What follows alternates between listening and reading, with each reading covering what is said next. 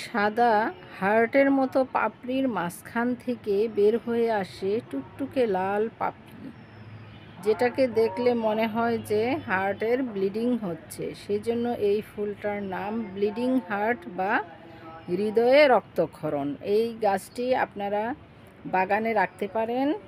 এটা লতানো গাছ এবং ডাল থেকে বংশবিস্তার হয়।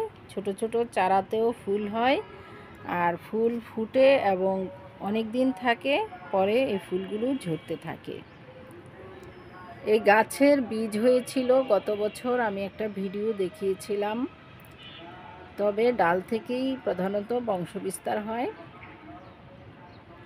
সুন্দর এই গাছটি মন ভালো রাখতে। পাতার সৌন্দর্য রয়েছে, পাতার অগ্রভাগে একটু সুন্দর লেজ রয়েছে। এই ফুলগুলো গুচ্ছ আকারে ফুটে, এজন্য দেখতে খুব ভালো লাগে।